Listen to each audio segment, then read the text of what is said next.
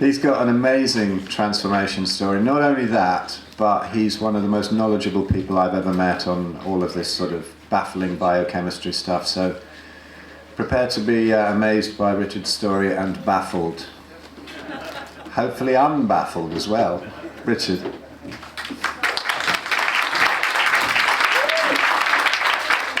Way too kind, as always, Phil. Thank you so much. Good morning, everyone. Good, good. Nice and lively. Let's try something a little bit different. Everybody stand up for me a second. Anyone who can stand up. I don't want... Anybody who can't stand up, don't stand up. Everybody stand up who can stand up. Okay. I'm going to run through a list of issues that I used to suffer with. If you can attest to at least one of these, I want you to remain standing. If none of these resonate with you, I want you to sit down. So, can you guys see the screen okay there? Yeah, it's a bit small. It's okay, we're going to talk through it. So, this is me. I used to be clinically obese. I was type 2 diabetic. I suffered with chronic fatigue, depression, anxiety, arthritic pains, high blood pressure. I was on a myriad of medication. The migraines I used to suffer with used to make me blind, for which I was on 3 different medications with. There's a list of things there that I used to suffer with, just to scratch a few. If at least one of these does not resonate, I want you to sit down. Okay, now you have to stand up for the entire talk. Thank you. Take a seat. So these are issues that each and every one of us suffer with on a daily basis, and I was told that these things were natural. In my mid to late 20s, I was told that this was a fact of life. I was told that medication was the way forward and the only answer. I was in my mid-20s.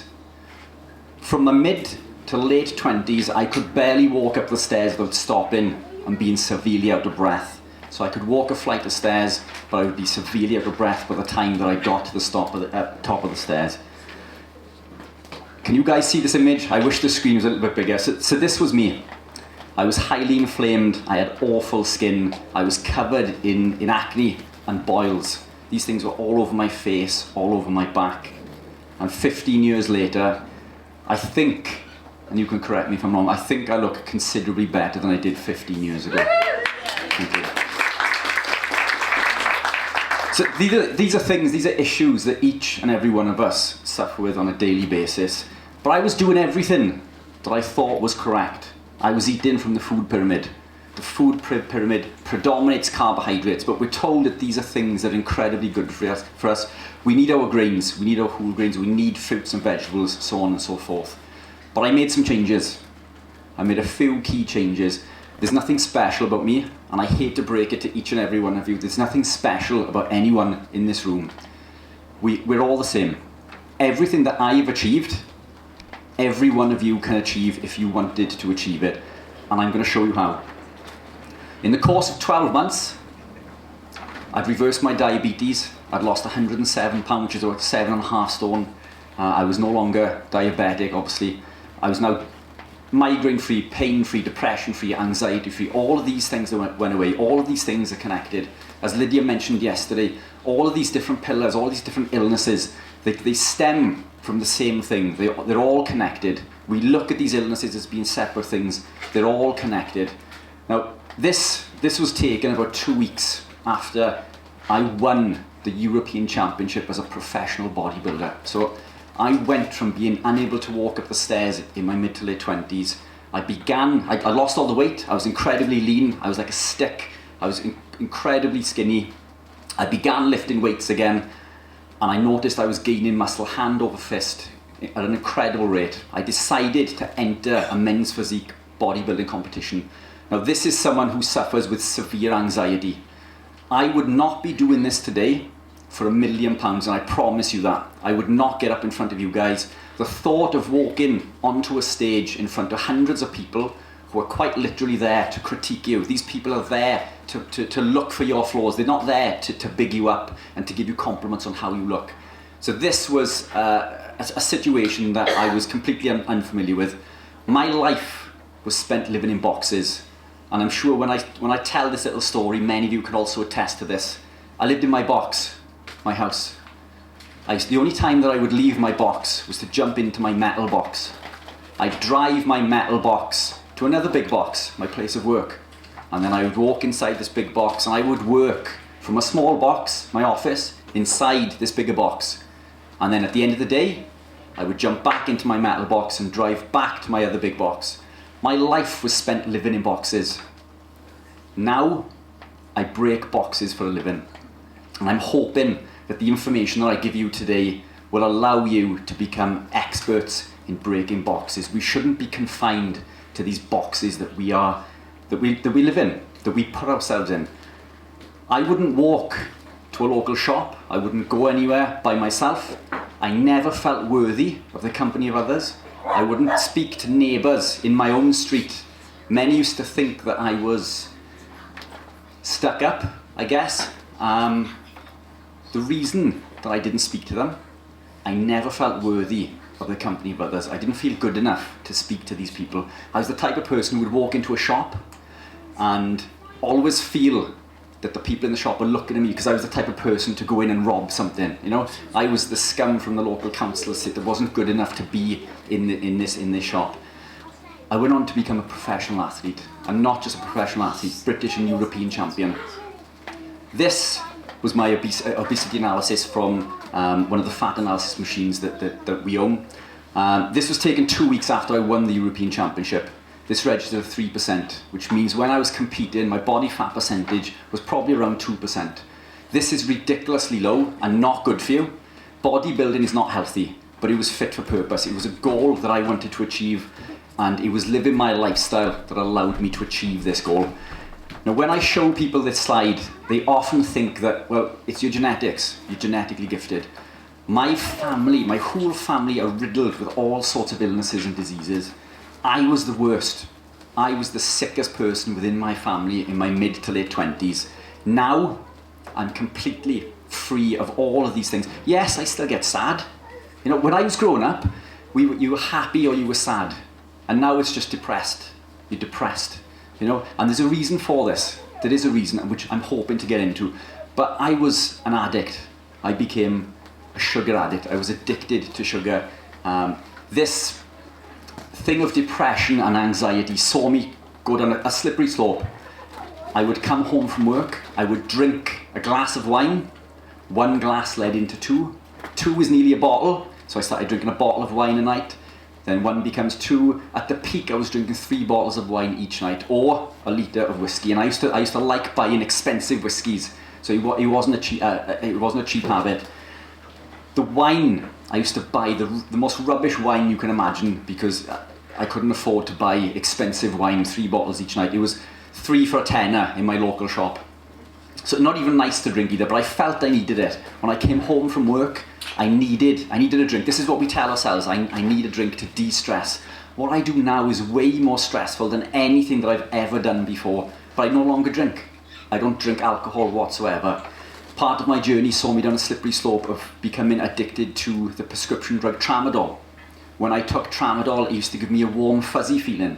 This would allow me to leave my house and to go about my daily business. I'm no longer addicted to tramadol. But I am an addict. Each and every one of us is an addict. Sugar is a drug, and it's more addictive than heroin. And as we mentioned yesterday, when it's in circulation in the blood, the body needs glucose. There are 2 parts of the body that need sugar. So when scientists or doctors or the news tell you that we need sugar, we do. The erythrocyte or red blood cell, this needs glucose. The glutaminergic neurotransmitters in the brain need glucose, so we need glucose. But the body makes all of the glucose that we need. The body makes this through a process called gluconeogenesis. Glucose, neo being new, and genesis, the creation of. We make all of the glucose that we need. Our requirement for exogenous glucose doesn't exist. We don't need to consume it. When I began down this dark path, I became an addict. And part of my talk today is trying to explain how to break this cycle. And I'll explain more about the cycle as we go. But this was my old man. I don't know if you can see that pic in the back, but he's incredibly obese. You can see in this picture, you can see me. You can see a slightly smaller version. So the pictures that I've shown of me, I was actually 3 stone heavier. So the pictures that I've just shown you were well into my journey where I'd already lost a substantial amount of weight. And in fact, I think the catalyst for me was I had to lose weight to do a parachute jump for charity. And I lost it because I was so heavy. You need to be a certain weight, a tandem jump. So I lost this weight. And when I saw the pictures, I paid a fortune for these pictures and for the video to watch me do this skydive. I've never shown anybody any of these pictures or the videos because I was so upset with how I looked. I didn't know that I was clinically obese. And I remember I did the parachute jump with my little sister. So my little sister had an instructor and I had an instructor. And what they taught us when we were there was that it was all about weight distribution. So the instructor that my little sister had was this big gentleman, because my sister's absolutely tiny. And then I'm standing there and this tiny little guy walks in. And I'm looking at these guys thinking, what's going on with this? If the weight distribution thing is true, why have I got this tiny guy? And they both look at each other and they don't know how to tell me that I'm clinically obese. I'm overweight. When I saw those pictures after, that was the catalyst for me. It sent me down a journey of changing my diet and lifestyle. And I fell into every pitfall you can imagine. This first step that I took was removing bread. I knew that bread bloated me, so I restricted bread. I removed bread.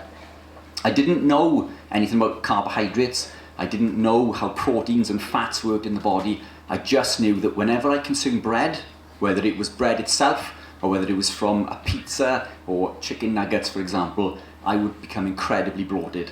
So I began restricting bread. Within 2 months, I'd lost 2 stone just by taking out bread. Now, I wasn't dieting, I wasn't counting calories, I just removed bread. This was the start of my journey. My journey is over a decade in the making. I've achieved these things through incremental changes. I'm now carnivore, but I don't expect, if none of you are carnivore, I don't expect you to wake up tomorrow becoming carnivore. These are all about these incremental changes. If you want to be low carb, if you want to become dirty keto, clean keto, standard keto, if you want to become more animal-based, it's all about these incremental changes. Any change you make, however small it is going to confer a massive benefit. And this is what I'm hoping to teach you guys today. So it's a slightly different twist on the talks that I would normally give. These are some of the guys that I've worked with. So these are local to me. I don't know if you can see, I know this image on the screen is incredibly small, but Sarah in the bottom right hand corner, she is a neurophysiologist. She's one of the top neurophysiologists in the UK. So an incredibly intelligent person. She came to see me after suffering with diabetes for 23 years. Those images were 11 months apart. So within 2 weeks of working with me, because part of what I do now is consultations, and that's what pays my wage, is private consultations. Sarah came to see me, we reversed her diabetes within 2 weeks.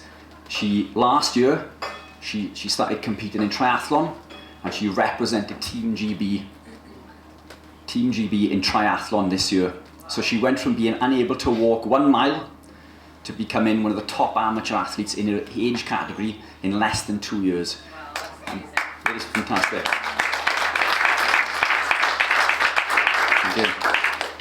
Some more of that we need.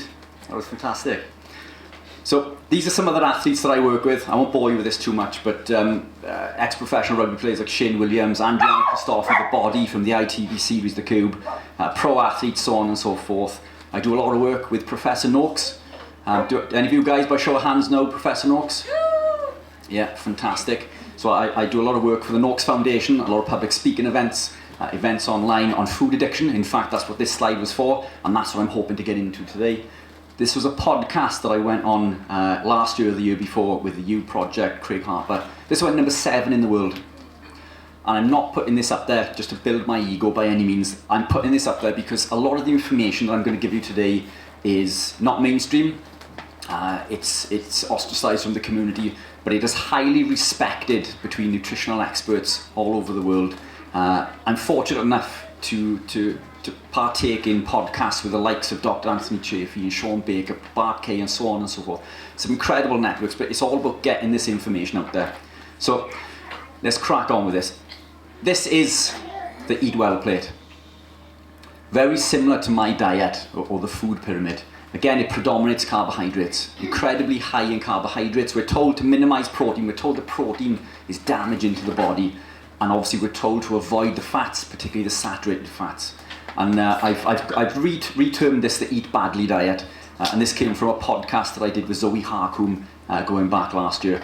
And she sent me these graphics, which are available on her website also. But what shocked me with this is the original Eat Well plate contained a can of cola.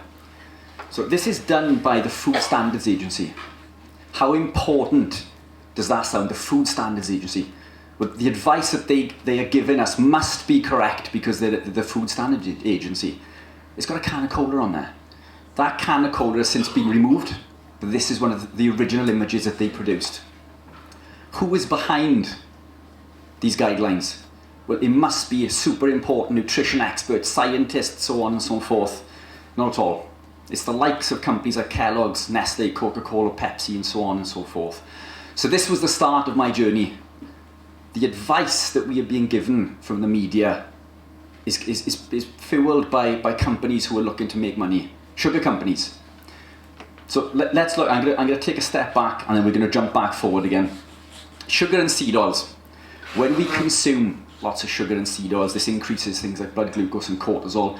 This will also increase things that lead to insulin resistance, inflammation, glycation, oxidative stress, and it will lead to a whole host of issues such as heart disease, diabetes, cancer, so on and so forth. All of these things are connected. They all come back to two things: insulin resistance and inflammation, which is usually stimulated by things like sugar and seed oils. Before I move on to the next slide, and without the experts in the room, we're going to know the answer to this. Inflammation. We've all heard of inflammation. Can anybody tell me what inflammation is? Does anybody know what inflammation is? Any of the experts want to have a stab? Anybody? Is it your body's reaction to something that it's not happy with it? Like, spot on. Let's go with that. Inflammation is the activation of the immune system. So we think of inflammation as just being, I'm inflamed.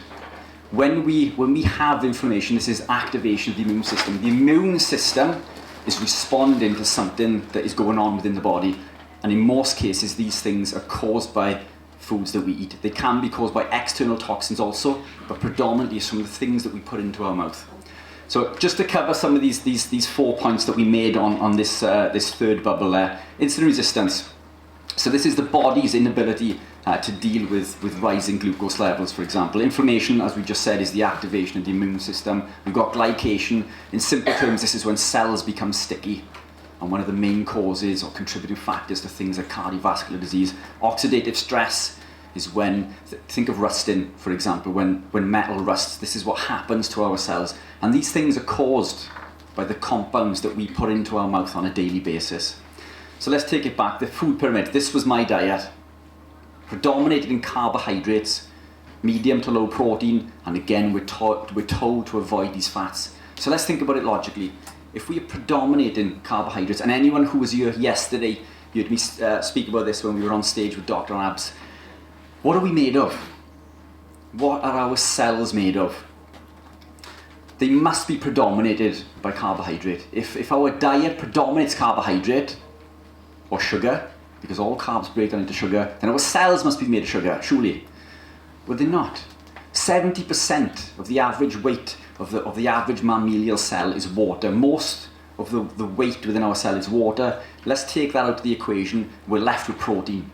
So out of that remaining 30%, 18% is protein, and then it drops right down to lipid or fat, and then right at the bottom, we've got polysaccharide or sugar. And there are other compounds in there as well as DNA, RNA, minerals, and so on and so forth. But as a macronutrient split, it predominates animal proteins and fats. The two things that we're told to avoid, which doesn't make any sense whatsoever to me. So coming back to one of the things that Ben mentioned during his talk is, well, what did we consume through our evolutionary period? So he mentioned that the nitrogen isotope testing and the ratios of the nitrogen isotope testing, and we can determine what compounds, what foods that we would have survived on through our evolutionary period. And to put it into perspective, right at the lower end of the scale, we'd have the herbivores as a percentage, and then in the middle ground, we'd have the animals that would have eaten mixture of meats and mixture of plant compounds, so on and so forth. Right at the other end of the scale, we've got things like lions and tigers. So as a percentage, rabbits, for example, the animals that would have consumed the grass and the trees and the foliage, they have a percentage of 3 to 7%. Lions and tigers, for example, is 6 to 12%. Does anybody want to take a stab in the dark in regards to our percentage? So again, the lower the percentage, the closer we are to consuming plant compounds. The higher the percentage, the closer we are to consuming more of an animal-based lifestyle. Does anybody want to take a stab? 15%. 15? 15. That's pretty close, actually. Anybody else? 20. So 13.5%. So as Ben said, we're not just carnivore. We are hyper carnivore. We would have consumed nothing but meat. The only time that we would have consumed any vegetable matter whatsoever is for survival. Meat is thriving food. Plant compounds are survival foods. So the only time that we would have consumed these is when meat wasn't available. So this was around 40,000 years ago. And as Ben also mentioned, when we look at Australopithecus, it takes it back. We know that we've consumed these compounds for 3.4 million years. That's 3.4 million years of evolution. So when people say that this lifestyle is a fad, this is what we've evolved on quite literally for millions and millions of years. And this is set in stone. We're not plant eaters. We are meat eaters. So this little image that I put together. Guy walking in the sun just after he's killed and eaten his animal proteins barefoot.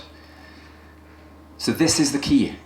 This is an ancestral health festival. This is the key to ancestral health. This is the key to optimal health and well-being. So that's my talk done. Job done. If only. The food pyramid.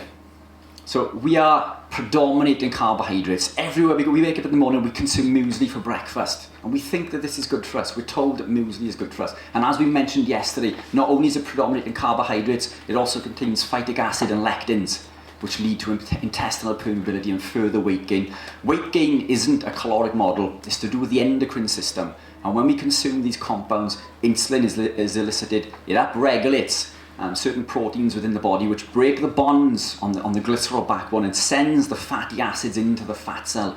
So quite literally, every time we elicit an insulin response, we're in fat storage mode. When insulin is elevated, it blocks our body's ability to burn that fat. It's not a simple caloric model. We need insulin to be low in order to lose this body fat, and that was the key to my success. From a caloric perspective now, I consume between 4,000 to 6,000 calories each day, and when I was clinically obese and type 2 diabetic, I was around 2,700, but predominated from carbohydrate. So what we eat is incredibly important, and I can't reiterate that enough.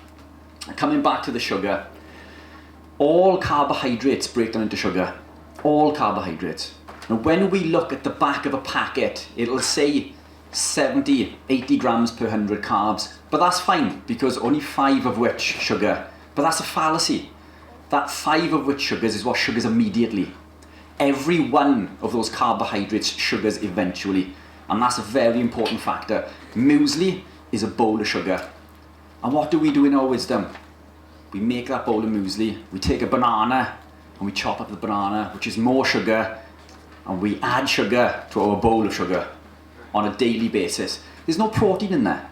Our cells are protein and fat. That bowl of muesli is devoid of protein and fat. And again, as we mentioned yesterday, if you were to compare the caloric model of bacon and eggs cooked in butter to a bowl of muesli of an equal caloric value, that muesli is going to tell the body to store 5 times more fat through the elicitation of a compound called lectins. And I'll explain more about these as we go. But all carbs break down into sugar, all carbs. The issue with this is when we do our weekly shop, everything predominates carbohydrate. Everything in this picture is incredibly high in carbohydrate. These are not foods. These are franken foods. These are compounds that have been heavily manipulated by man with lots of toxic chemicals to hit the bliss point, to push you to drive back to that supermarket and consume more of this product. It's all sales driven. Nothing in a shiny packet is food. there's 2 aisles, arguably 1 aisle, but let's play it safe. There's 2 aisles in the supermarket that contain food. That's the meat aisle and the veg aisle. These are compounds that we can consume. One of those 2 is considerably better than the other, but these compounds in shiny packets, they're not food. So this is one of the biggest things that we can implement in order to heal and repair our body. Now, why is this important? This is because sugar blocks the prefrontal cortex. The prefrontal cortex is the part of the brain that stops us from making dumb decisions. So when we wake at 2 in the morning and we're craving some sugar, if we have sugar in the house, we'll hit that cupboard, we'll hit that fridge. And I don't know if any of you guys can also attest to this, but I would eat everything that I had in the house. Everything that was in that cupboard that was chocolate or sugar in a shiny packet, I would be consuming every one of these products. If I didn't have it there, I was so highly addicted that I would jump into my car and I would drive to the local McDonald's or garage to get these compounds. They're highly addictive. They block the prefrontal cortex. They block our body's ability to make sensible decisions. They also block the hippocampus, part of memory. So we do these things, and then the sugar blocks that thought process. It blocks our body's ability to remember that we keep making these silly decisions. Vegetable oils. By a show of hands, who thinks that the vegetable oils are good for us? And don't be shy if you do. Olive oil, yeah. Yeah. Any other oils? Coconut. Coconut, yeah, coconut's good.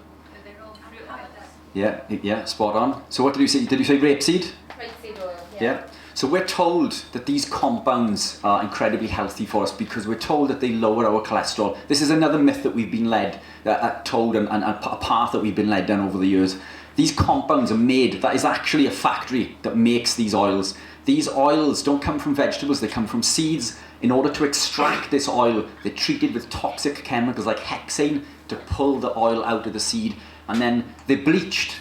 They're bleached with peroxide, hair dye in your food. This is what gives it the golden colour. So these are not natural compounds. These artificially lower our cholesterol. Is anybody in the room concerned about cholesterol? Is that something that is still on your radar? Yeah?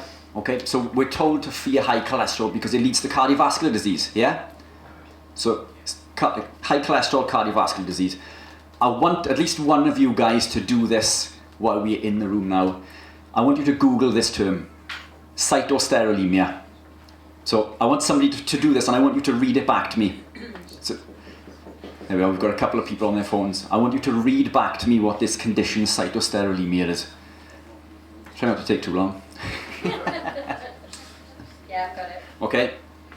Also known as phytosterolemia is a rare genetic disease that affects the metabolism of non-cholesterol sterols. Does it say what it leads to? It is different depending on the search engine. Yeah, it's hypercholesterolemia, blood abnormalities. And on the list is going to be an increase of cardiovascular disease. Yeah, you keep looking, but it's fine.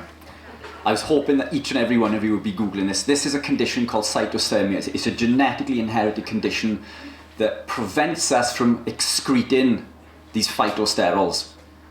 So you did hear that correctly. This is a toxin to the body. Whenever we consume this compound, the body works hard to remove it from the system. It tries to keep a percentage of around 2%. But when this percentage increases, it leads to a massive increase on early onset cardiovascular disease. The very compound that we're told to consume in order to prevent cardiovascular disease is the very compound that is causing it. So cholesterol itself isn't the problem. Cholesterol is natural. It's created within the body, whether you consume saturated fats or not. And what happens with these phytosterols is that it looks so close to human cholesterol that the body stops producing its own. It stops producing its own because it believes that it has enough. But cholesterol is imperative for life. It's essential for cell formation, cell communication, nutrient absorption, nutrient transportation, the production of hormones, and it's essential for healing. This is why later in life, many of us suffer with hormonal imbalances. It's because we've had a lifetime of abuse, a lifetime of lack of these saturated fats and the compounds to enable us to produce cholesterol at a high enough level. And on top, we're adding in these compounds, these phytosterols, which are blocking our body's ability to produce cholesterol naturally. These vegetable oils are one of the main contributing factors to cardiovascular disease. And we're going to get more into this as we go now. But looking at these studies, why is this a problem in regards to health and well-being besides cardiovascular disease? Well, as this study highlights, a diet that is high in omega-6, and that's what these oils contain, they're high in an oxidized omega-6 called linoleic acid. And this is very different from the conjugated linoleic acid that we find in animal proteins. The conjugated linoleic acid that we find in supplements comes from this compound, it comes from vegetables. They're two very different things. A high ratio of omega-6 to omega-3 in both human and animal studies leads to weight gain. So these oils tell your body to store fat. Every time you consume these oils, irrespective of caloric value, they're telling your body to store fat. As a side, omega-3s do not do this. Omega-3s do not tell your body to store fat. They're very difficult to store in the body. Saturated fats do not tell your body to store fat. These oxidized omega-6s tell your body to store fat. And as a side to this, it also leads to leptin resistance. Leptin is a hormone that is released when we consume food to tell us that we're full. It's a satiety signal. These oxidized omega-6s block leptin, as well as other compounds that we consume, and we'll get into this as we go. These compounds tell your body that you're still hungry. What happens when you're still hungry? You start to eat more. So again, on top of this insulin effect from the elicitation and consumption of carbohydrates and the lectins, now we've got leptin. So there's lectin and leptin. So when we dampen the leptin response, we feel hungry, so we want to consume more. Everything in the supermarket contains these compounds, every one of them. Next time you go to the supermarket, put this to theory, pick up any packet, any single shiny packet, and look at one of the first ingredients on there, and they're in foods that you believe to be healthy. This compound predominates almost every compound, everything that you pick up. These frankenfoods, these fake foods, these are not real foods. If there's one thing that you can remember from the talk today, is that these things in the supermarket are not real foods. We need to come away from these. We all know processed foods are not good for us, but a lot of the health foods in the supermarket and in the health shops that we see contain these compounds. Vegetable oil, sunflower oil, safflower oil, rapeseed oil, grapeseed, all of these oils are detrimental to your health. You can run your diesel car on these oils. Would you cook your food in diesel? So next time you're consuming these compounds, think of it that way. Would you cook your food in diesel? These compounds were invented as machine lubricant. We created an industry during the war to create this oil to act as machine lubricant for the ships to use. And then this industry was almost going to collapse after the war. So they've moved this into a market that they can continue to sell this product, and that is why it's found its way into the food. These are not foods. They're man-made. They do not come from vegetables. They come from seeds. And again, we use toxic chemicals to remove this oil and to bleach it with peroxide. Neurotransmitters. Are you familiar with neurotransmitters? Dopamine, serotonin, melatonin, epinephrine, so on and so forth. These govern our mood. And I'm going to explain why this is important, because it's these that impacted my body's ability to fight cravings. This is why I was highly addicted. Dopamine and serotonin, these are things that we're hardwired to chase. These are compounds that have been essential for the evolution of man. We're hardwired to chase them. We need to activate and elicit these responses. If we don't, then we go searching for them. We make and create these neurotransmitters from amino acids, tryptophan, tyrosine and phenylalanine, which we get from the animal compounds that we consume. Yes, we can get them from veg also, but we need these amino acids. We consume these amino acids. These amino acids make our neurotransmitters. They make us feel happy, they make us feel sad. So when we look at this graph, tryptophan, found in high quantities in animal proteins. Some of the tryptophan goes into the creation of serotonin. Serotonin makes us feel good. Brilliant. The serotonin also further develops into melatonin, which helps us sleep.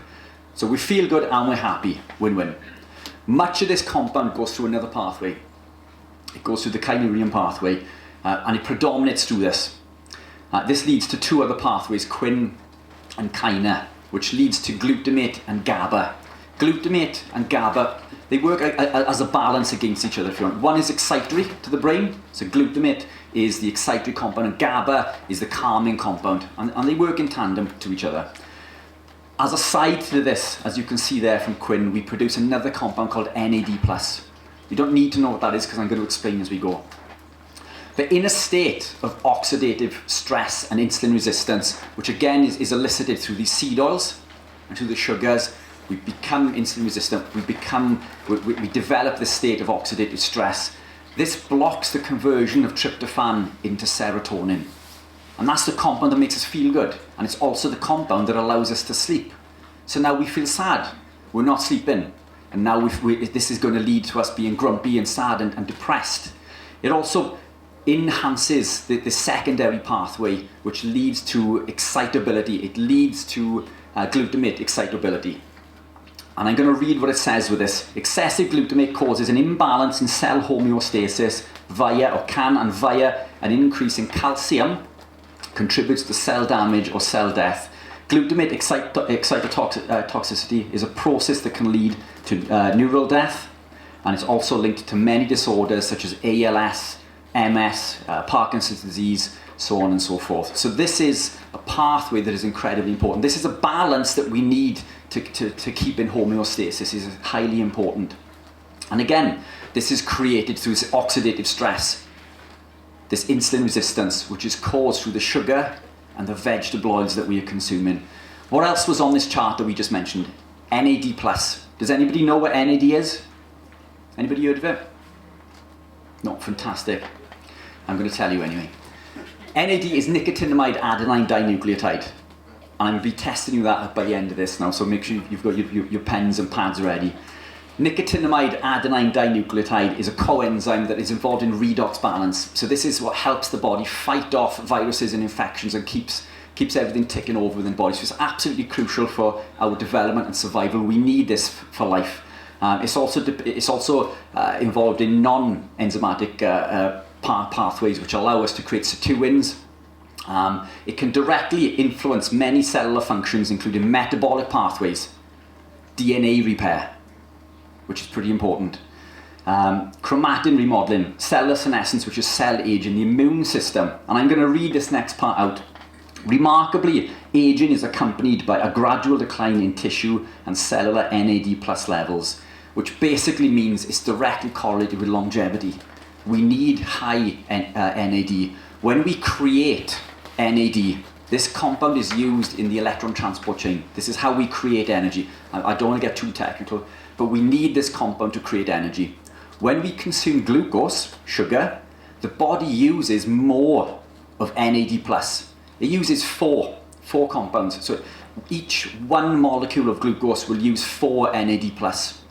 When we live a ketogenic or carnivore-based lifestyle, we create ketones. Beta-hydroxybutyrate.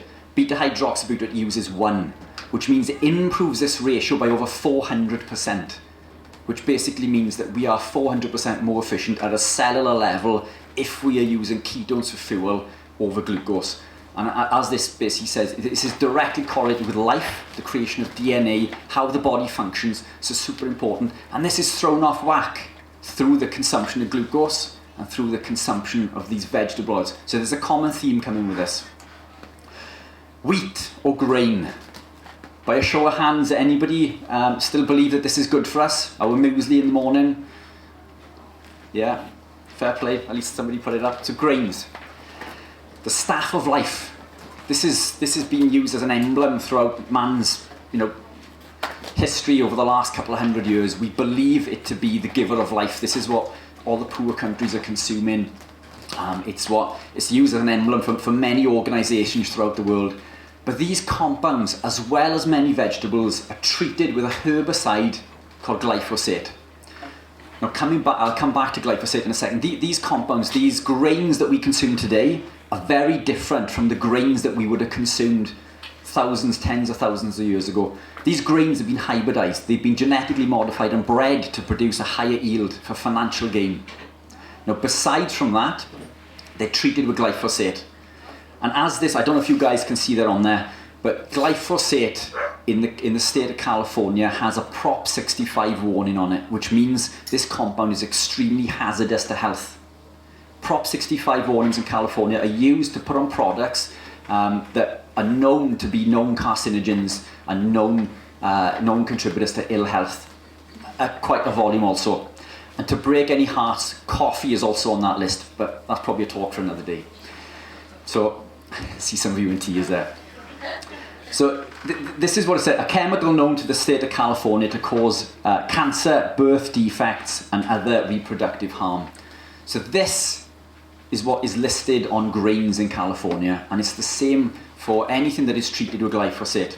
Now, why is this important? Obviously, we don't want to get cancer. But besides from this compound glyphosate blocks a pathway in the body called the shikimate pathway.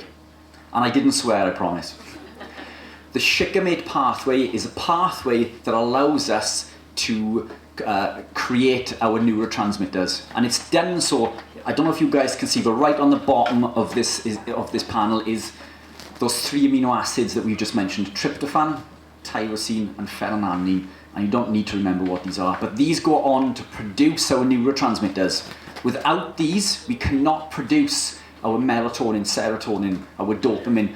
We lose our ability to be happy, which leads us to being sad and depressed, mental health issues, so on and so forth. Glyphosate blocks this pathway. It blocks our body's ability to create neurotransmitters.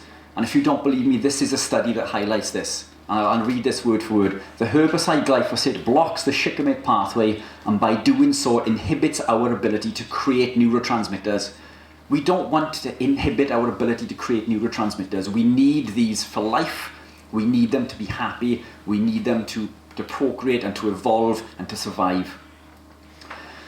So grains are not good for us. They're cancer causing and they block neurotransmitter signals. But it doesn't end there. It gets even worse. Grains are high in lectins and phytic acids, which is something that Ben mentioned. We've all heard of a type of lectin in the form of gluten. Gluten is detrimental to many. In fact, it's detrimental to everyone. There's a test you can do to see if you're intolerant to gluten, and it's called the disease is celiac disease. So we can test for this, but it's a spectrum. Celiac, we all suffer with this condition. There's also another condition called non-celiac gluten sensitivity, and this is a spectrum. Now, you may be highly sensitive to gluten, or you may not notice as much of the damage, but it is causing damage nonetheless to each and every one of us. Whether you consume something that has gluten or not, so gluten-free products, they may not contain this one protein of gluten, but they still contain other proteins called lectins, which is that classification that gluten comes into. Lectins in the form of wheat germ agglutinin, and in plants, it's in the form of phytohemagglutinin. Some plants predominate more than others, but all of these contain these compounds. Now, why is this bad?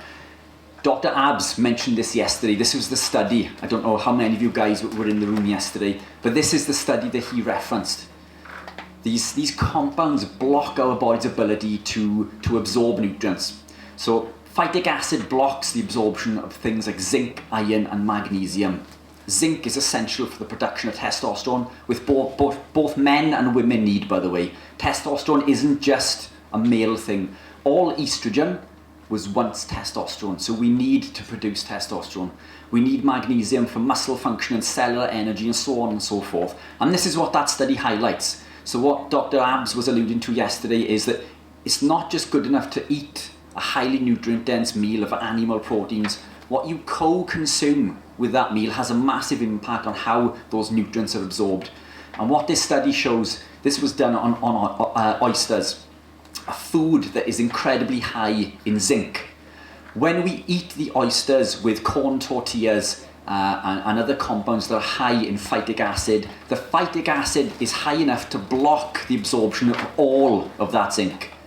So you're not absorbing the zinc from that one food.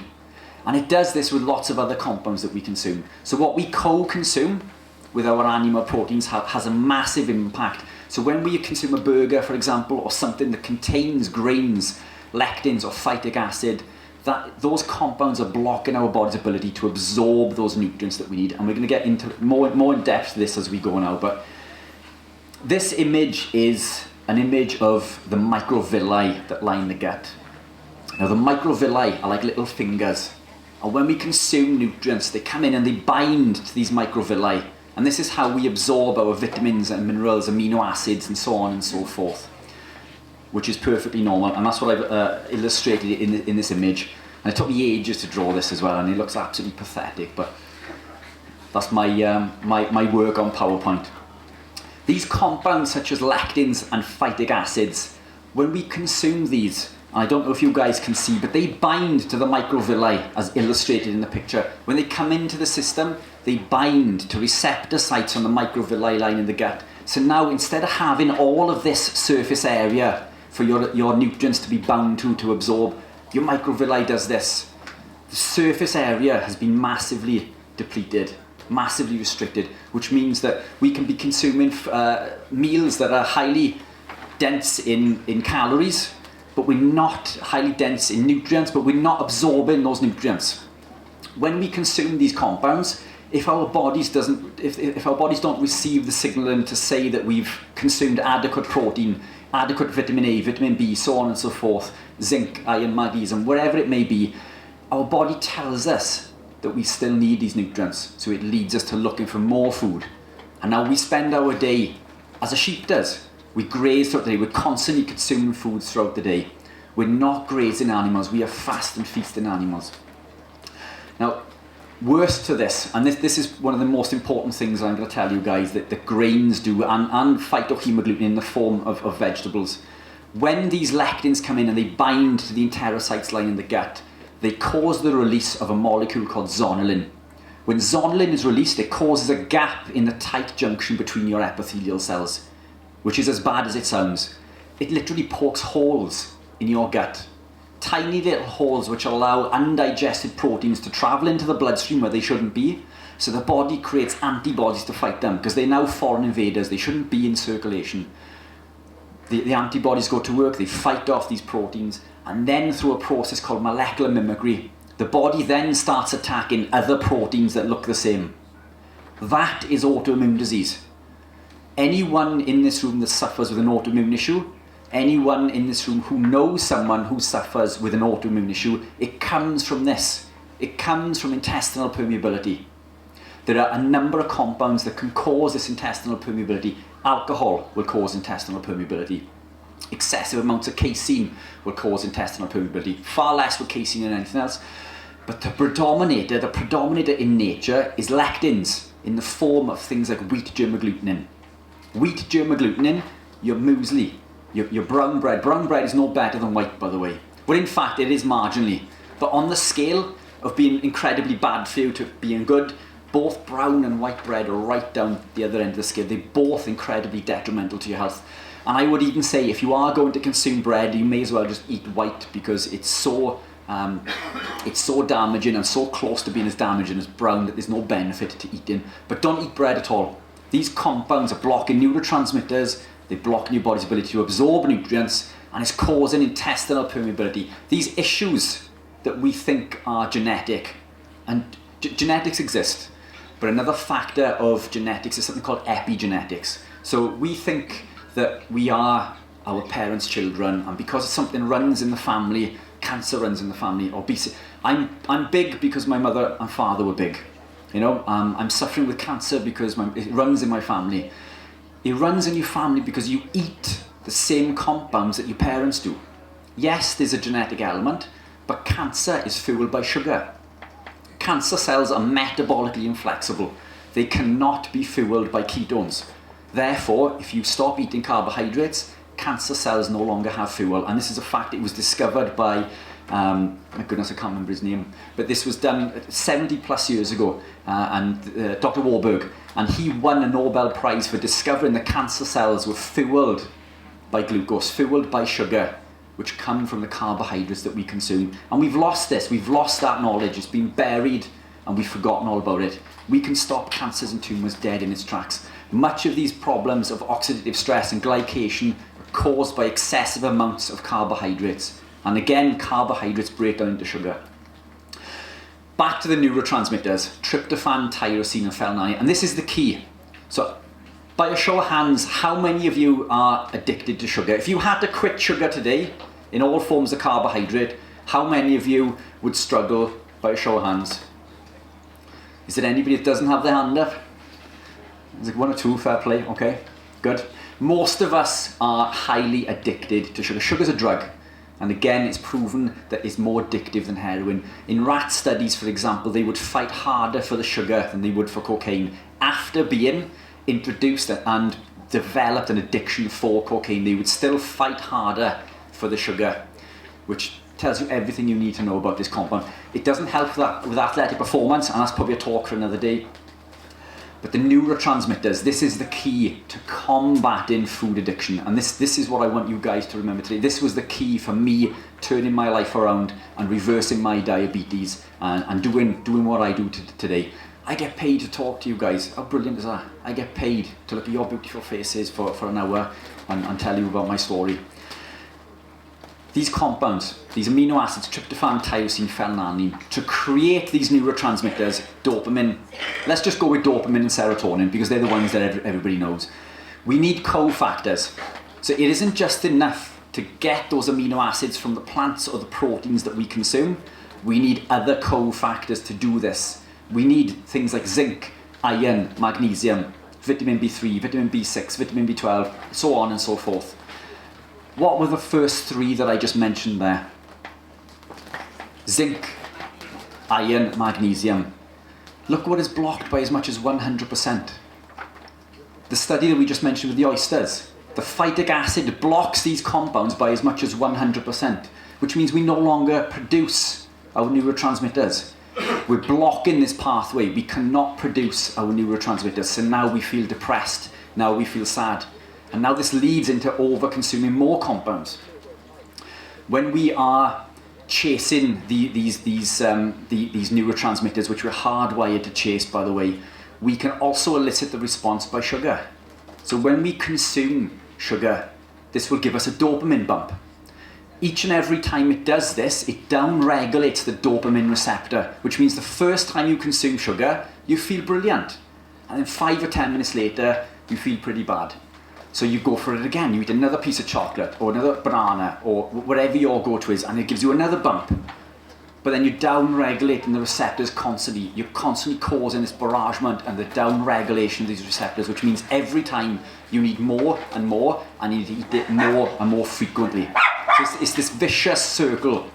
These dopamine receptors are incredibly important to allowing this elicitation to make us feel alive. But we can do this naturally. We don't need it through sugar, and I'm going to explain why as we go. But as a side note to this, I wanted to touch base on cortisol because all of these things tie in together. Now, cortisol, we call it the stress hormone. I think Ben actually mentioned cortisol being the stress hormone. Cortisol is essential for life. We can't live without it. It's something that we try to avoid. Oh, I got to watch my cortisol. And it's the same with insulin. Insulin is imperative for life. Insulin's job is not to drive your glucose into the cells. Insulin's job is to drive in the amino acids. That's what insulin does. It drives amino acids into cells. We do not need sugar to elicit this response. We can do this through the amino acid leucine, which we get from the protein that we eat. Every piece of meat that we consume contains alanine and leucine, which allows this elicitation and allows the amino acids to pass into the cells in order for us to heal and repair and so on and so forth. It's not to drive glucose into the cell. And it's the same with cortisol. Cortisol has lots of benefits, many, many benefits. We're going to go into the benefits after this slide. I've missed one out. So this is the HPA axis. So this is how we create cortisol.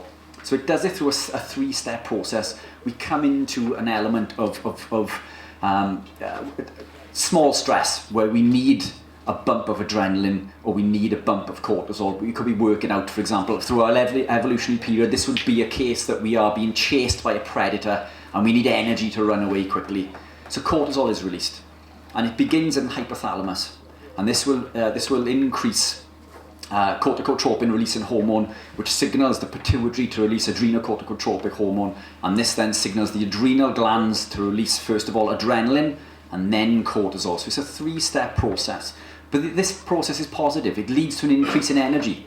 It increases the body's ability to use glucose. So any glucose that we have available, and it will take any stored glucose and use it for energy, which will give us this big kick that we need to run away from the lion or tiger that is chasing us. And it will also suppress insulin.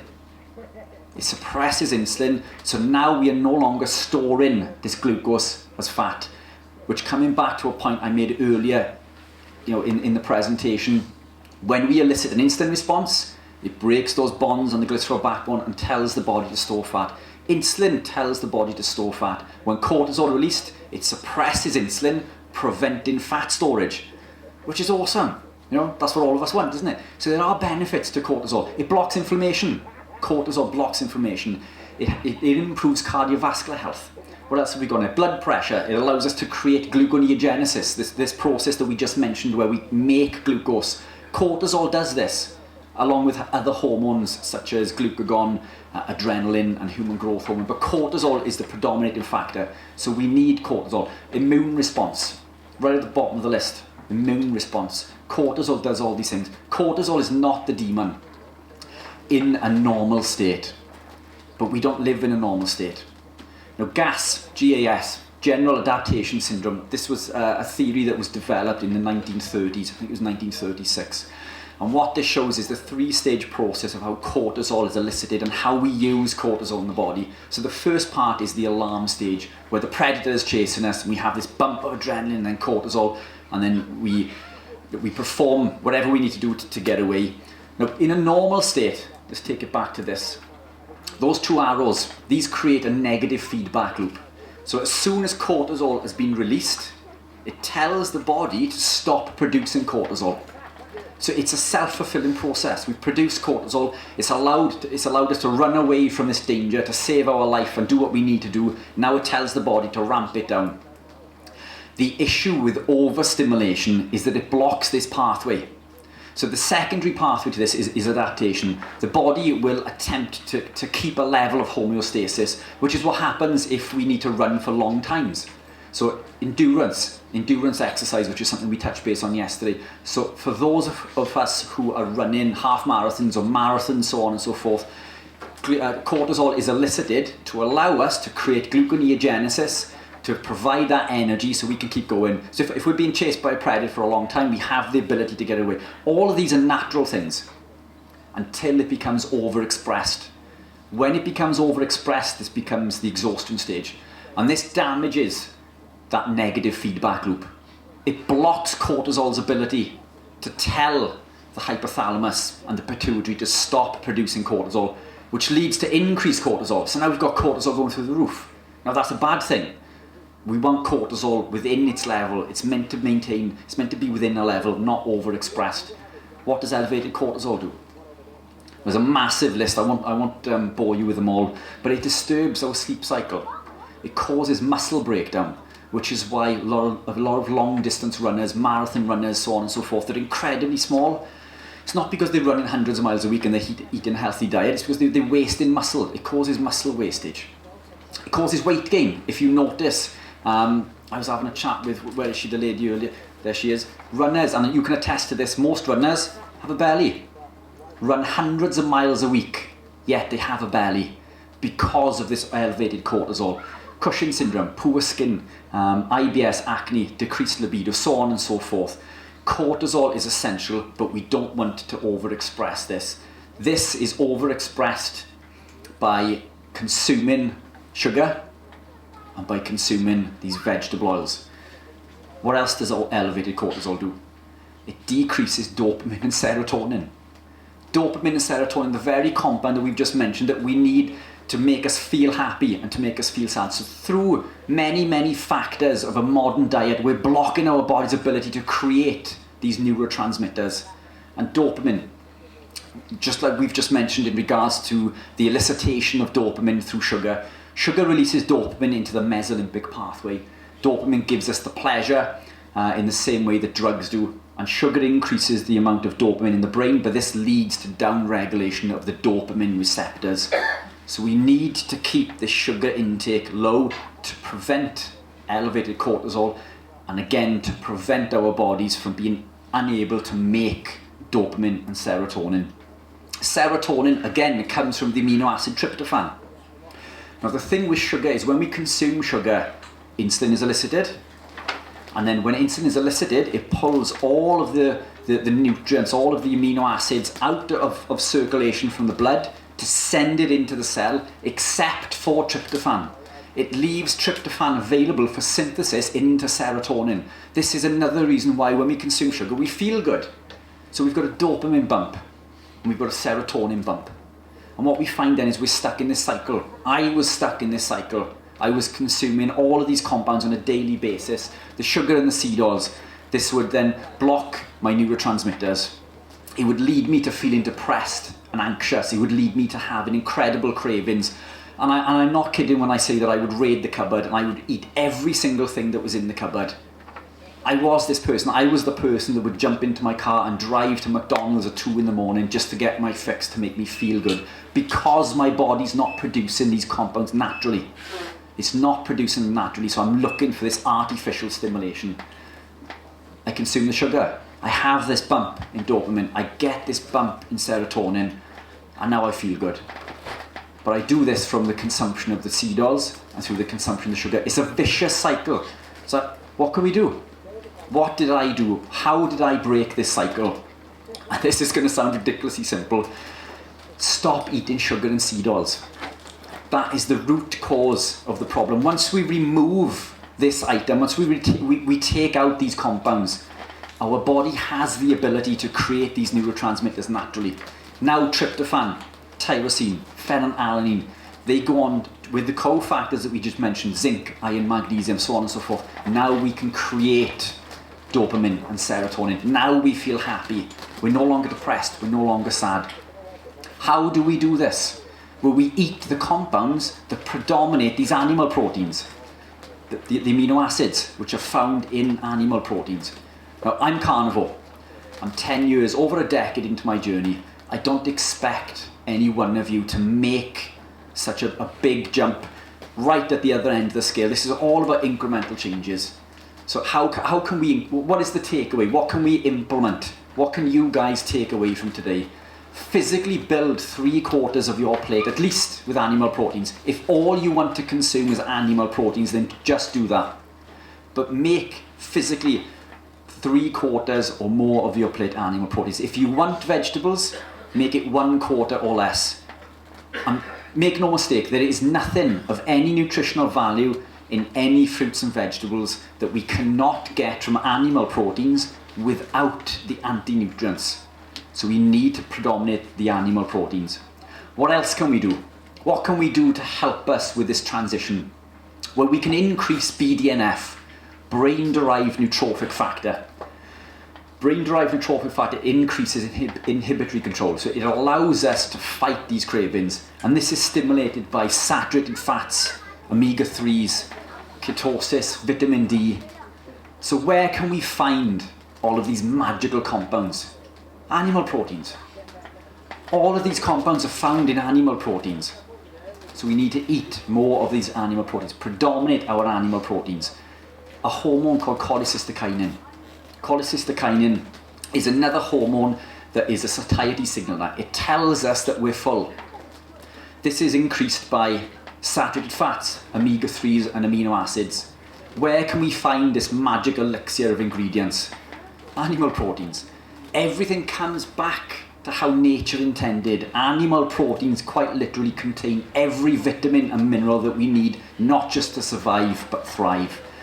There are other things that we can implement also, which comes back to the whole the ancestral way of thinking.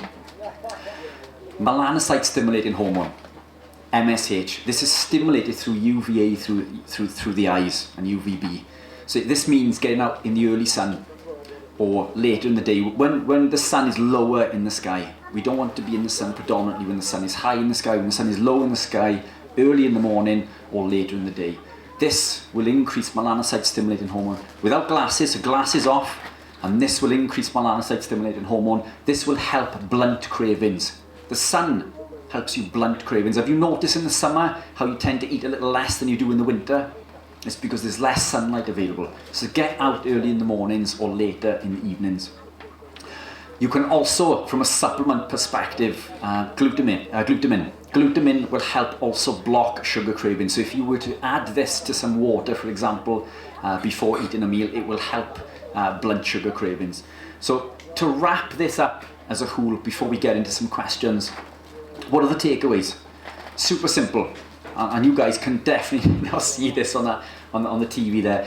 Used to a massive big screen like this, but drop the grains and the seed oils.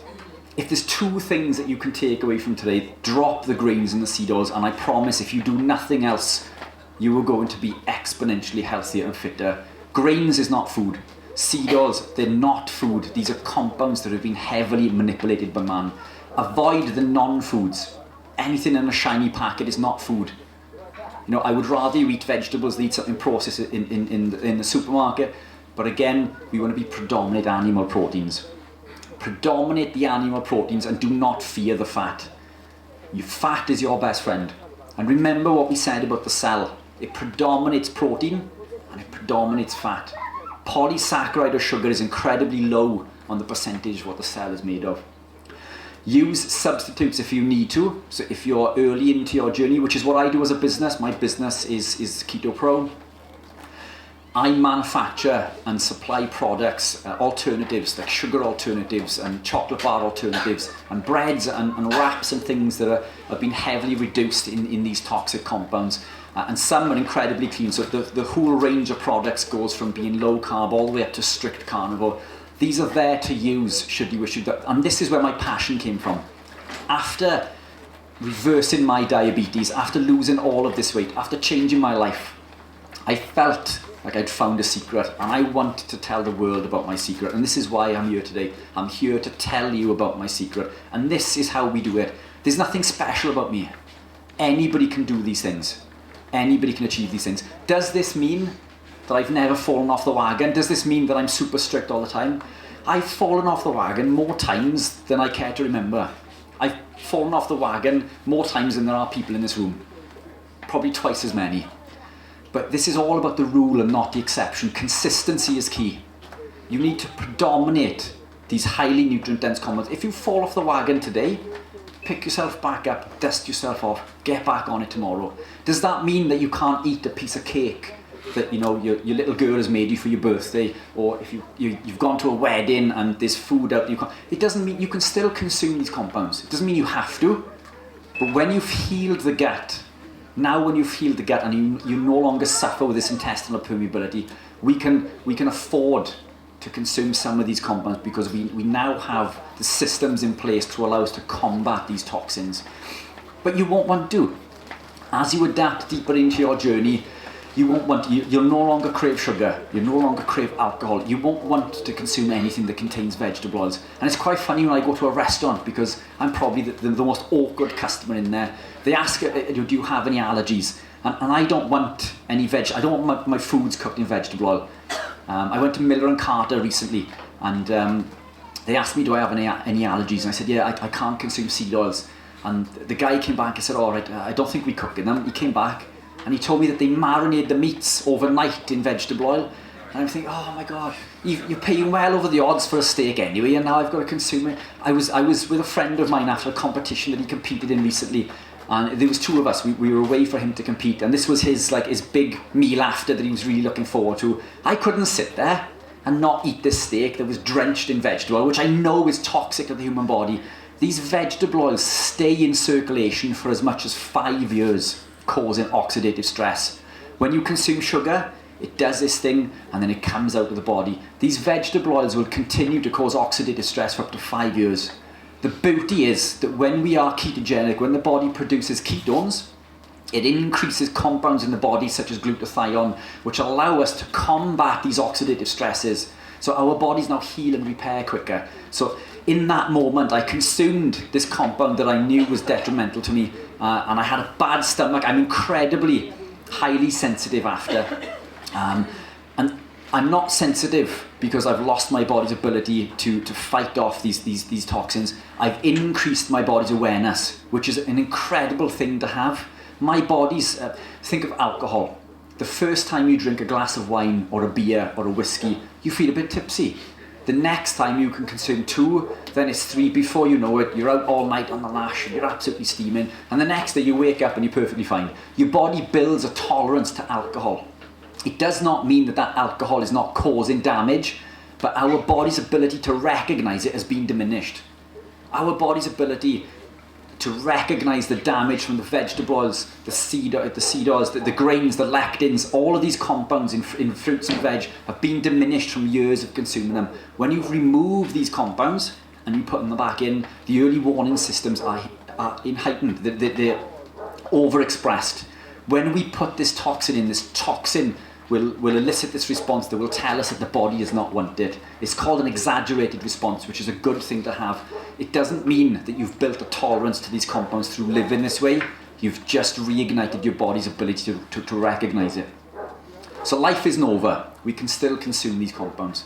Get some natural light. Get out in the sun. Early morning, late in the evening. Practice things like mindfulness, meditation, breath work. Contact with the earth. As often as you can, walk barefoot. Take off your shoes. Walk out on the grass. Move, walk, run, or train if you can. But you don't have to. I didn't achieve any of the things that I did with weight loss through training. I didn't lose the weight because I was weight training. I didn't weight train until after I'd lost that weight. 107 pounds purely through changing my diet. Healed and repaired my body. And then I implemented the training. You cannot out-train a bad diet. Feed the body the nutrients that it needs. Your body will love you and thank you for it. It will heal and repair and give you the ability to take on the rest of the world. Now guys, that is my talk done. I've tried to keep it short because I do tend to go off on one. I'm sure there's 1,000,001 things that I've missed, but if you guys have any questions, I'm happy to take those.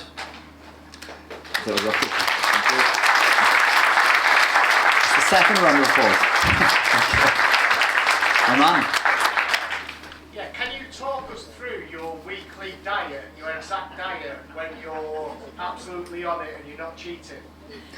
So now I'm incredibly strict, but I don't think of it as being strict. I love the food that I eat. I get to eat all of the foods that we're told not to consume. I get to eat the fat on the bacon and the beef and the lamb and so on and so forth. Lamb, I believe to be one of the most nutrient-dense compounds on the planet. We're told, and for any carnivores that you hear, it's all about grass-fed beef. And this comes from the States because lamb doesn't predominate in America. Grass-fed beef does. So this is why we're told grass-fed beef, grass-fed beef, grass-fed beef. Lamb is more nutrient-dense. It's far higher in omega-3s, which, as Ben mentioned earlier, is incredibly good for ecosapentaenoic and docosahexaenoic, which is EPA and DHA, really good for the brain. So lamb is 10 times higher in those compounds. The amino acid profile is far better. So on a typical week, I'll eat beef and lamb predominantly, chicken and pork maybe once a week. But look, this is going to sound really boring, and I really don't want to put anybody off this, but I'll just eat a plate of steak. I go to my butcher, and I'll walk in with 40 to 60 pound. I'll hand that over to my butcher, and he will give me as much as he can for that 60 quid. So it quite often leads to many steaks of chuck steak. I love chuck steak. It's incredibly cheap. It's half the price of rump. Chuck, we chuck it away. It's the part that nobody wants. It's the part that casserole steak. It's the one that we put into the pot and cook for hours because it's absolutely disgusting. It's absolutely stunning. I pan fry it. The amount, the chunks of fat in the chuck steak is way higher than people bang on about ribeye because of the little fat in the centre. Chuck steak is marbled from head to foot in fat, highly nutrient dense. I do not add oils when I'm cooking. When you do cook, you can add things like butter, tallow, lard, ghee, natural fats, but you don't need to. So I cook my meats in their own juices. I put it into a frying pan, I put the lid on. The heat allows it to cook also. I put it on a lower temperature. You don't want to burn your meat if you can help it, by the way. And the reason for this is when you burn the meat, it leads to the creation of a compound called acrylamide. Now, acrylamide is the reason that I've recently quit coffee. Acrylamide is a known carcinogen. It's a potent it damages neurological functions within the body, and it led to neurological muscle conditions within my legs. I almost lost the ability to walk. Like up the stairs, I lost my grip. So it's a potent neurotoxin, and it is highly expressed in coffee, including coffee that is mycotoxin free. And this is one of the main contributing factors of things like ALS, motor neurons disease, so on and so forth. I'm not trying to put you off your coffee, but it's all information. I give you the information, you take it away with you, but try not to burn your meal. So when you go into the restaurant and they ask how you'd like it cooked, don't say that you want it well done, although if well done is the only way that you can eat your meats, then that's going to confer way more benefit than not eating the meat at all. But that's me. I'm super simple. Mince is another thing that I consume lots of, incredibly cheap. I get that from the butcher also. I'll usually do a blend of a 90-10 split of chuck steak in the mince with maybe beef liver, heart, which is really high in coenzyme Q10, kidney, which is high in diamine oxidase, which is good for combating histamine intolerances, so on and so forth. You don't have to consume organ meats, but they are highly nutrient dense. When I eat chicken, I consume the knuckle on the end of the bone and the connective tissue. For you, any of you guys were out there doing the carvery thing yesterday? How many of you guys show hands? Yeah. He was cutting off all the best pieces. What are you doing? He was cutting off all the stringy pieces and all. I eat all of those. Those pieces are incredibly high in collagen and electrolytes. So living this way, I own a supplement company. I own a supplement brand. And I think there's a place for these. Do you need supplements? No, you can thrive without supplements on carnivore. Carnivore supplies us with everything that we need. A vegan, vegetarian lifestyle doesn't. Now, I forgot to mention coming into this, I was predominantly vegetable based when I began my ketogenic journey. So I've done all of these things, I've been there. So any vegetarians in the room, I was that person that believed that these compounds conferred a massive benefit. And through lots of issues, it led me down this lots of research and leading me to what we mentioned yesterday. Sorry, I'm going off, I will come back to it. But it's vitamin A down to zinc. Vitamin A doesn't exist in plants. B vitamins hardly exist in plants, trace amounts at best. Vitamin C does exist in animal proteins. Vitamin D only exists in animal proteins and the sun. Vitamin E, yes, we can get some, but we get more from animal proteins. Vitamin K does not exist in plants. Creatine, choline, carnitine, carnosine, all of these things that are essential for life predominate in animal proteins. We do not get these from plants. I've been there. I've consumed the vegetables. I am any vegetarians. I was consuming these compounds. They contain lots of anti-nutrients that block, and I'm going off on a tangent, apologies. They block our body's ability to absorb much of these nutrients. They're the cause of the problem. They're not the solution. But coming back to your original question, beef, lamb, eggs. I eat lots of eggs. Seem to work really well with me, provided you don't have an intolerance to overmucoid, which is the protein in the egg. If you do, just remove the white and consume the yolk. The yolk is really high in choline, which again allows us to create cholesterol. It allows us to make bile, which is important for absorbing things like fats and proteins. One of the main contributing factors for things like gallstones, for example, is the lack of choline in the diet.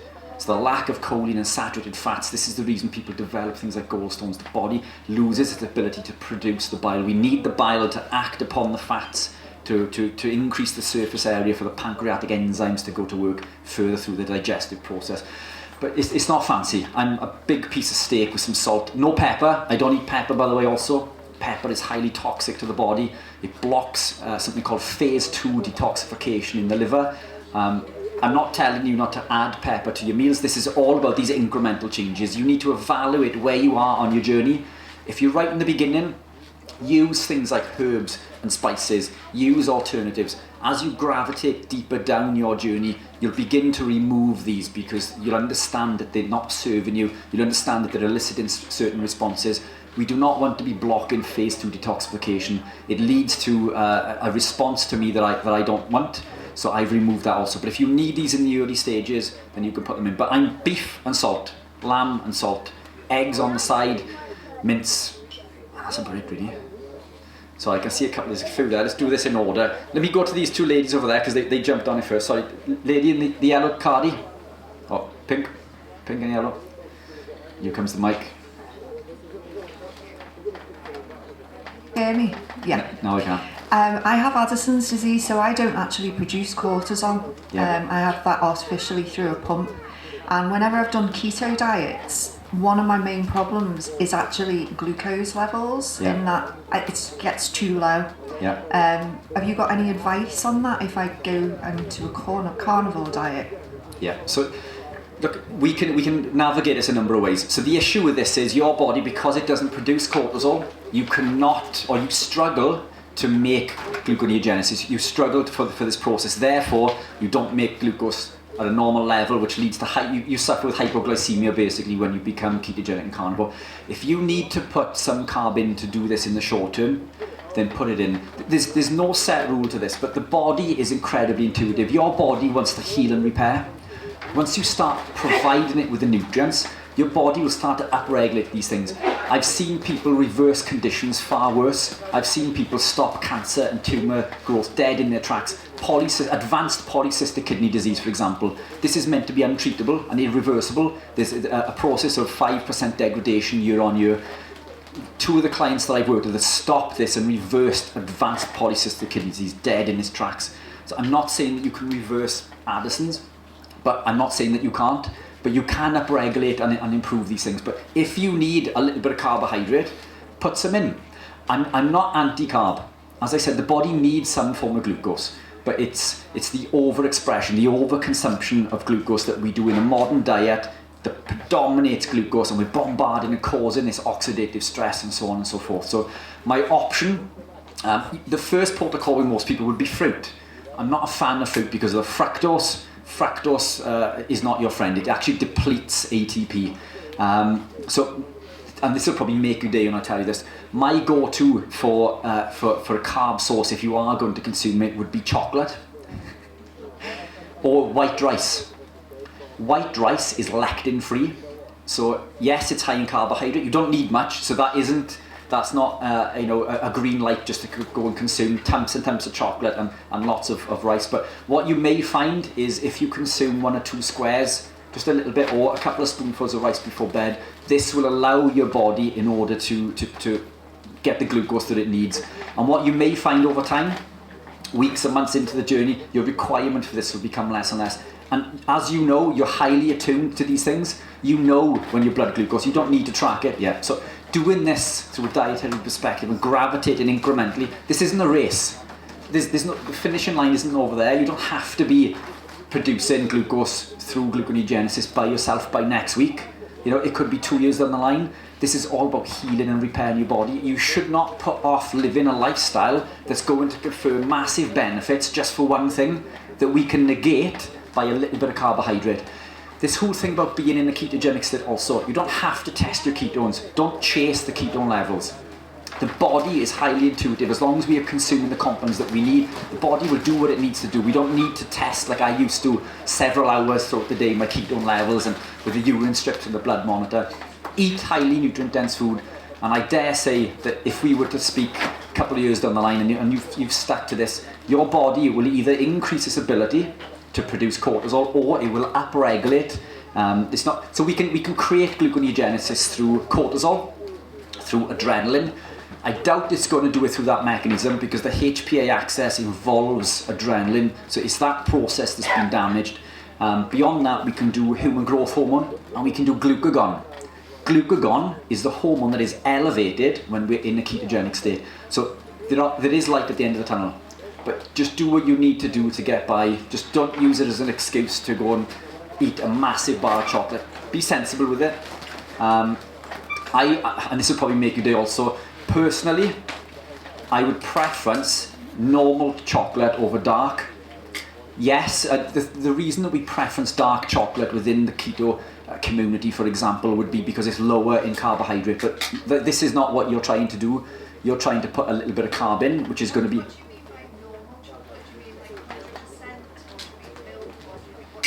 So whatever your go-to chocolate is, and I'm not saying that's healthy, I'm not saying chocolate is good for you, but dairy milk chocolate, for example, contains higher carb, which is what you need.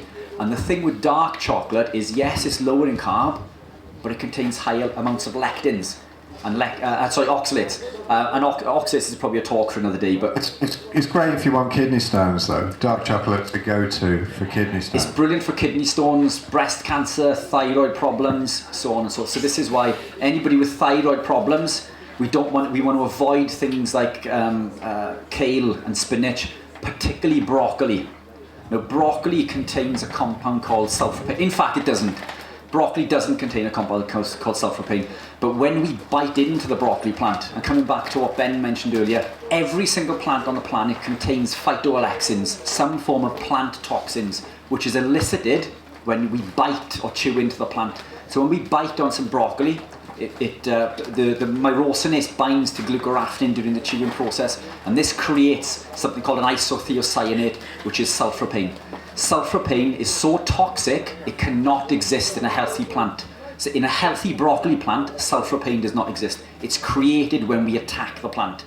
Sulforaphane, we are told, is good for us because it fights cancer. Sulforaphane is used in chemotherapy treatment. Well, that's brilliant if you've got cancer.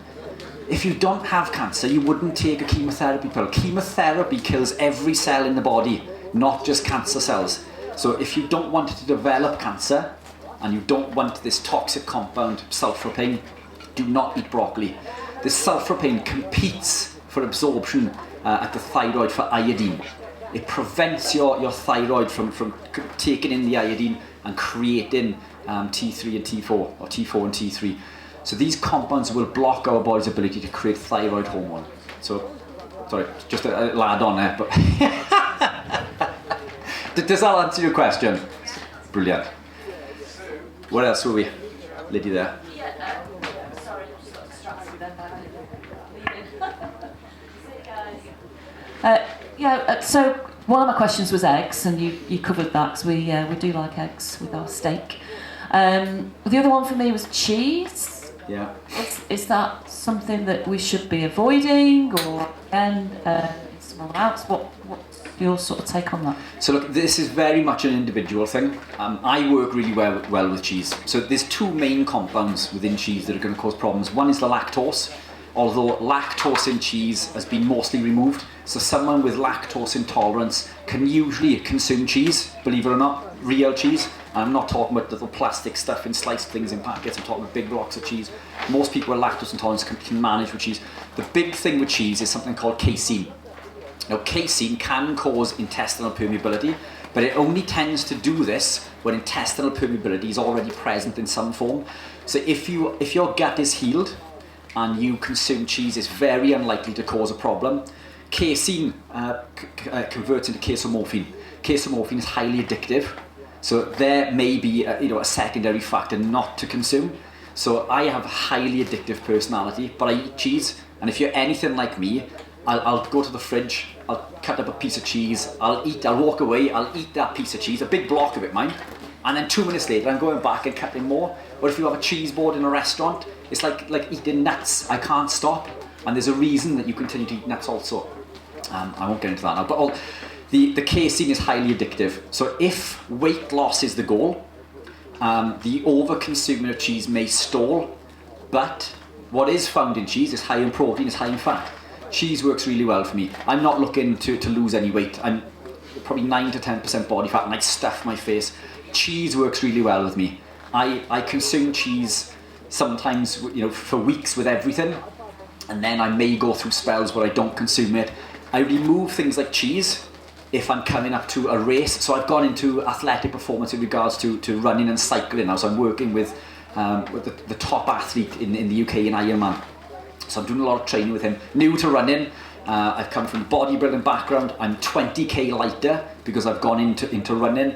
And now I compete in duathlons at a fairly high level for an amateur in no space at all. But cheese works well for me for energy, for training. But coming towards a race, I'll drop the cheese a week prior just to lose a little bit of weight.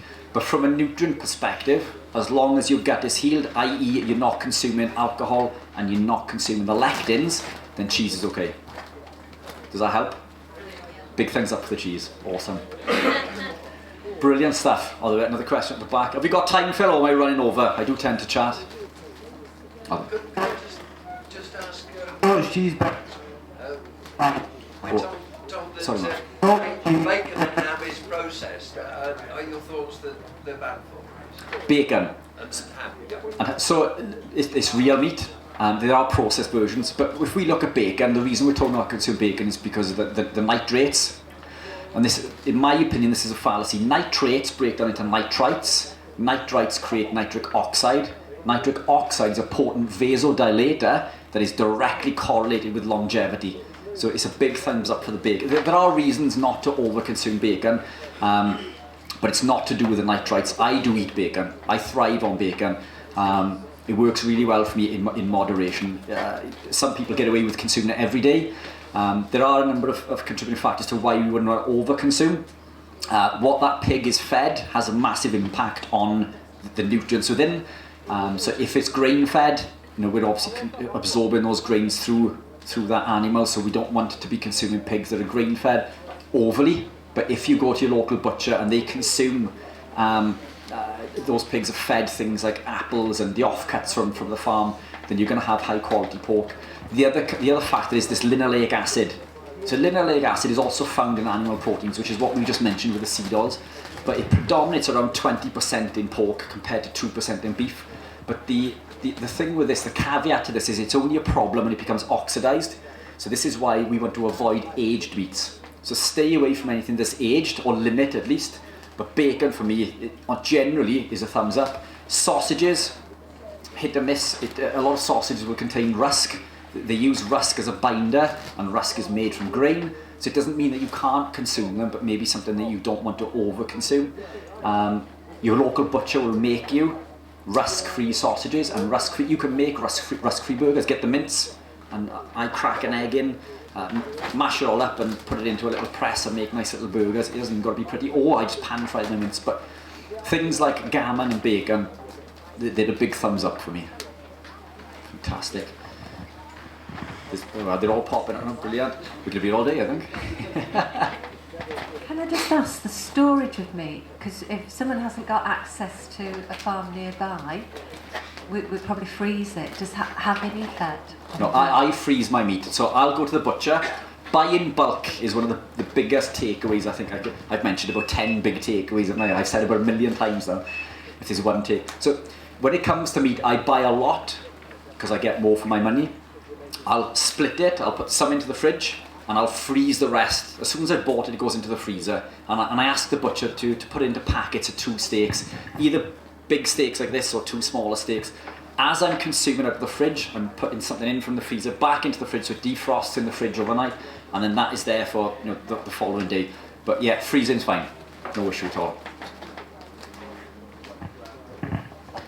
Hi, you nicely moved on to the endurance sports because I was going to ask about that. It's endemic really in endurance sports, the refueling with the sugary, whether it's gels or sweets or flat jacks or whatever. So now you're working with the endurance athletes and you're doing it yourself. What are you recommending for that refueling when they're doing those kind of Ironman events? So keep hold of the mic. Yeah. I'm going to bounce something back. So you just mentioned things like grains. Before a race, we consume breads or pastas is the big one, isn't it? Pizza. Yeah, pasta. the carbo loading they're doing, aren't they? And yeah. So why are we doing this? In your opinion, why are we putting why are we carb loading? Well, sorry, putting you on the spot now. Because people listen to other people's advice, and that's actually what's out there. The carbo loading, so they're basically the filling up the glycogen in the muscles, so you have that. Is it approximately 2,400 calories to set off on your endurance event? Yeah. So when we consume glucose, any glucose that isn't instantly metabolized and used for energy, we store in the liver and muscle as glycogen. And it's believed by the athletic community that if they carb load, they will have more energy to utilize during said event. The body doesn't work that way. We don't use that. The reason that we store glycogen is because glucose is toxic, and insulin will elicit this response to pull glucose out of circulation to save your life. So it's not an energy storage capacity. It's a dumping ground. It's a storage unit to take out or remove this toxic compound. Now, for every 1 gram of glycogen that we store in the muscle, we store 2 to 3 grams, sometimes more, of water. So you just mentioned about carb loading. So every 1 gram of that glycogen that we're storing, we're holding on to water. as far as athletic performance goes, power to weight ratio is the single most important factor to an athlete. Power to weight. We want to be as light as we can and as powerful as we can. By consuming that carbohydrate, it's absolutely counterintuitive to athletic performance because we store weight. Before a marathon with carb loading, we can gain 5 to 7 pounds, if not more. 5 to 7 pounds. If you were setting off on your marathon now in 5 minutes, and I was to give you this bottle, which probably weighs like 2.5 pounds, so nowhere near the 5 to 7 kilograms that you go into store with carb loading, you'd throw it back at my face. You know, if I was to hand you a piece of metal, a weight, a dumbbell, you're not going to run your marathon holding that weight. Yet we do that every day. When we carb load, we're storing this compound, it's extra weight. It's not the glycogen that we need for the energy, it's blood glucose. So we need a stable level of blood glucose. This is anywhere between 5 to 20 grams per hour. And again, we can elicit this and maintain it through gluconeogenesis. So that stress, as we just mentioned when we're running, cortisol through the HPA axis is released. This then will signal gluconeogenesis, which is the conversion of fats and protein. So basically we turn fat, we turn this into energy. We turn it into glucose so we can use for athletic performance. So when we do that through that elicitation of cortisol, we have the glucose which maintains the blood glucose levels, and this is why we bonk. It's not to do with lack of glycogen, it's to do with drops or hypoglycemia, drops in blood glucose levels, which we do not need to supplement with. When we compete, run, do whatever it is we need to do, we metabolize fat. So runners, what zone do we train in? What zone do athletes train in 80% of the time? Zone 2. Zone 2 is the... Who said that? Zone 2, what zone is zone 2? Well, you get zone 1, it's after zone 1. And the one before zone 3, yeah, spot on. It's a comfortable zone where you can be competing and be able to talk to somebody at the same time. Spot on. It is, yeah. And it's also the fat burning zone. Yeah. So when we're in zone 2, we train in zone 2 to teach our bodies to burn fat for fuel. And then before an event, we put loads of sugar in. What sense does that make? It's absolute. When you take a step back and think about it logically, it's complete rubbish. But we teach our bodies to burn fat for fuel for an event, and then we flood our body with sugar and use the sugar instead. It doesn't make any sense. So when we are ketogenic, we burn that fat goes through beta oxidation, and then it enters the HMG-CoA pathway, which creates beta hydroxybutyrate. Beta hydroxybutyrate is what will fuel you through your run. So as far as what to eat, basically once you're adapted, you would fat load. So this would put fat into the muscle, into the intracellular myolipids. So you'd have a nice fatty steak, maybe 16 hours before the race, sometimes 24 for me. It's a minimum of 12 for me because I don't like to run with anything in my belly at all. You can take MCT, C8, which is one of the products that I make, which is by certification. Ben's going to laugh at this because it's something I say an awful lot. It's 99%, it's by certification the world's highest purity. Now MCT, in the form of C8, doesn't go through the normal digestive process. It instantly converts into ketones whether you are ketogenic or not. What does this mean? This means that you consume this, it supplies your body with superior energy that does not store. You don't store the ketones that C8 converts into, whether you are ketogenic or not. So it gives you this instant mental clarity. This is what's in there. I've got C8 and exogenous ketones in there. This is what allows me to come on and do public speaking events. It's energy for the brain. The BHB will breach the blood-brain barrier, flood your brain with a superior energy. It'll block inflammation. BHB blocks NLRP3 inflammasome. So if you have some inflammatory condition, which again we mentioned earlier is activation of the immune system, then these C8s and exogenous ketones or living a ketogenic carnivore lifestyle will help combat these things. But ketones are far superior sources of energy for everything. So if you're running, you are 400% more efficient, and we mentioned earlier about this conversion of NAD plus to NADH. We are 400% more efficient. So I take ketones and MCT before an event, and then I just use this. An athlete with a 6% body fat as a carbohydrate athlete can store 10,000 kilojoules of energy as glycogen, but with that, all of the extra weight, through the glycogen and the water. Their counterpart, that person, as a ketogenic athlete of a 6% body fat, carries 10 times more energy, 150,000 kilojoules of energy stored in body fat without this extra weight of the water and the glycogen. The body is highly intuitive, so we don't need to overcomplicate it. All of these things with 120 grams per hour, it comes from the sugar companies that want you to buy their sugar gel. If they told you you only needed 5 grams or a little sachet of sugar, you're not going to buy their energy gel. So and if you've noticed over the years, it was like 20 grams, 50 grams, 80 grams, and now we're up to 120 grams an hour for an event. And this is why a lot of athletes will suffer with gastro distress and so on and so forth. Does that answer the question? So effectively, you need to be on that diet, be fat adjusted, and then during your event, you all of the fueling during an event. How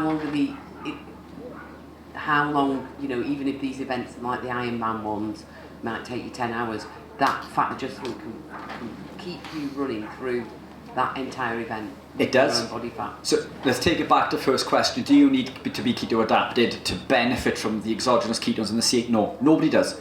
You don't have to be ketogenic or live in the lifestyle. Taking these supplements will confer a benefit. It will elicit the same response as living the lifestyle, and that isn't a get out of jail free card. It doesn't mean you can just take a supplement. You live the lifestyle. These are supplements, these are additions to allow you to perform in life and crush life. They're not substitutes. Ideally live the lifestyle, but the winning team in the Tour de France, Jumbo-Visma, they supplement, they're carb athletes, allegedly, and that is up for debate, but they use ketones.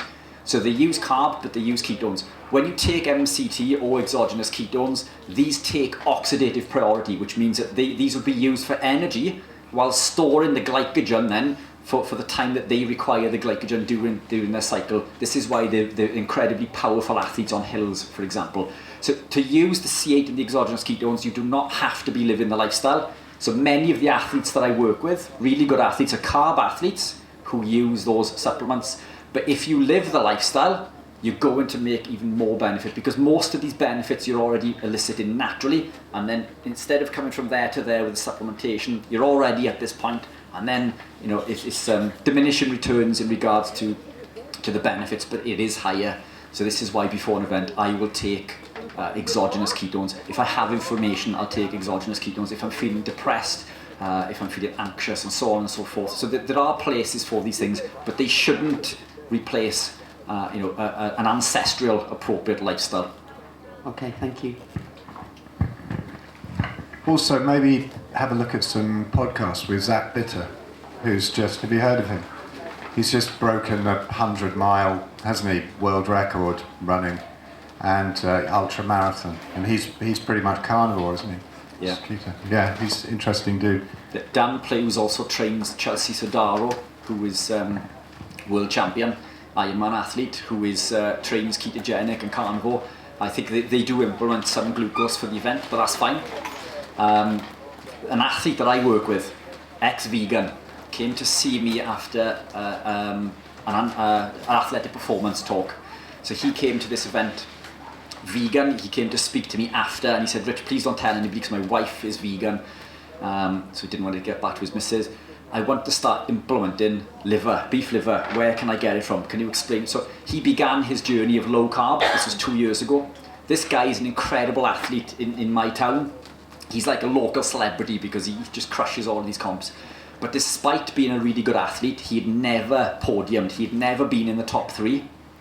2 years of doing this, he went to compete in the European Championship 70.3, so half an Ironman, and he'd done that in just over 4 hours, and he won. He is the number 1 athlete now in Europe in his age category. So from being a local athlete not placing, he's number 1 in Europe. This is a guy I train with. I do his sessions on the track, but there's just a big difference in heart rate. But incredible athlete, and he does these things, living a carnivore lifestyle, no meal before, purely done on exogenous ketones, electrolytes. Electrolytes are really important, especially if you're training into intense workouts. We are aiming, so he is going to Kona, which is the World Championships. We are aiming for a sub 9 hour Ironman in Kona as an amateur athlete. So by doing so, if he does this, he'll take the British record, and I'm confident that he'll take the record anyway, but whether we do sub 9 is... But yeah, these athletes, they do this on a daily basis. It's and they see incredible results. Is he still with his wife?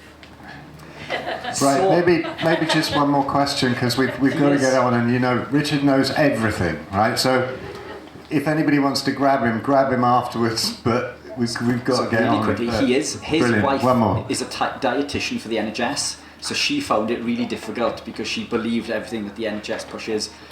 After seeing his development in athletic performance and coming to some of my talks, she's now carnivore. So she's now thinking of leaving the NHS because she has to push this narrative that she doesn't believe in. So basically there's 2 vegans for the price of one who are now carnivore. The older athlete with joint damage, such as myself, degenerative meniscal tear in the knee, I'm trying to find a solution for that, because I'm not kind of ready to roll over yet. So what sort of lifestyle are you live in? Are you still on carb? A little bit, yeah. I work in the construction industry full time. Been in it for 50 years, and I've done all sorts of sport during my life.